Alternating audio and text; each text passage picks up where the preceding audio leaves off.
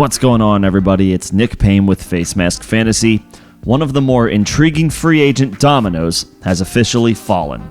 Wide receiver DeAndre Hopkins is reportedly signing with the Tennessee Titans after being released from the Arizona Cardinals earlier this offseason. It's a 2-year, $26 million deal with incentives that can push the total number higher.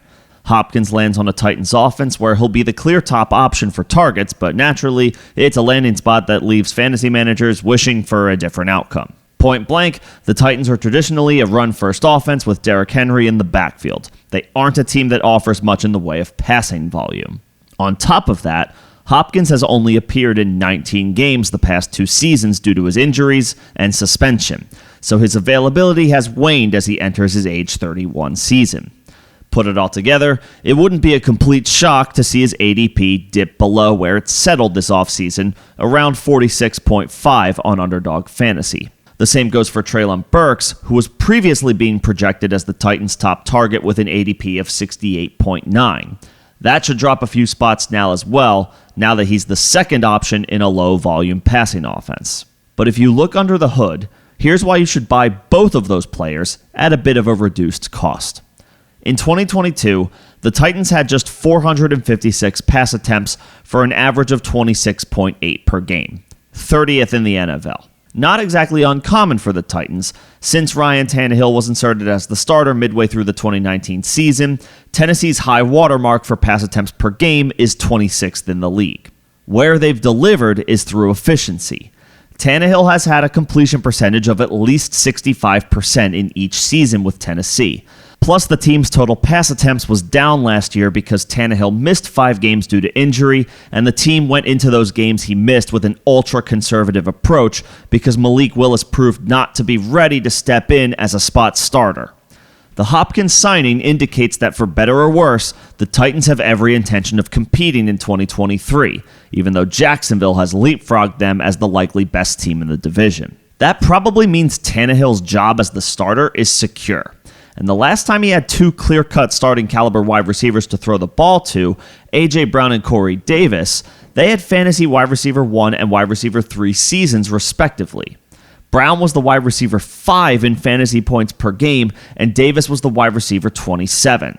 So even in a low-volume passing offense, we've seen the Titans' starting receivers be viable assets for fantasy. That'll be the case in 2023 for Tannehill now that he has Hopkins and Burks to lean on.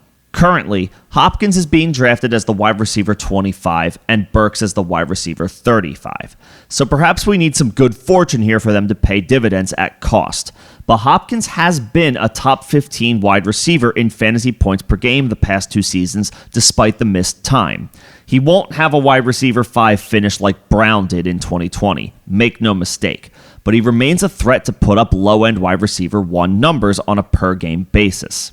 As for Burks, it's fair to argue he might be a tougher sell at cost, but he was previously being drafted with the expectation that he'd be the Titans' number 1 receiver. His ADP should take a bigger dip than Hopkins, and when that happens, he'll be worth rolling the dice on. A top 30 finish at the position on a per-game basis should be within his realm of outcomes. If you're drafting him as, say, the wide receiver 40, without the pressure of seeing his opponent's top defensive backs, that's solid value for what'll likely be your wide receiver 4 or 5. One more piece to this puzzle is the very intriguing Chig Okonkwo. One of the value tight ends that drafters have had their eyes on this season, Okonkwo's ADP has settled in around 126. That's already pretty low, and I'd be surprised to see that drop much farther, if at all. If you punt the tight end position, he remains an excellent target for drafters taking one outside the top 100 picks. According to ESPN's Mina Kimes, Okonkwo ranked first among tight ends in yards after the catch per reception and second in yards per target. His value takes a hit, but guess who snuck into the top 12 tight ends in fantasy points per game the 1 year Tannehill had a complete trio of pass catchers to throw the ball to? You guessed it, Jonnu Smith, who had a 9-touchdown season with the Titans back in 2020, playing alongside Brown and Davis. So while Okonkwo may have just lost some volume, with a bit of luck, he'll make up for it with some scores on an offense that should move the ball with more success than they did in 2022. Let everyone else's concerns about this Hopkins signing be your gain.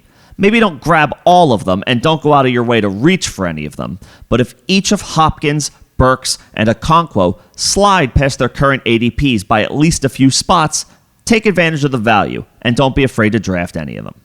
And to that end, go ahead and start grabbing Tannehill at the end of your best ball drafts. Nothing like last round quarterback value to boost your team's floor. We'll, of course, continue to monitor the vibes of this offense as we enter training camp and the preseason, but what do you guys think? Put any thoughts you have in the comment section below, and we can have a conversation about this. Till then, this is Nick with Facemask Fantasy. Don't forget to subscribe. Thanks for listening.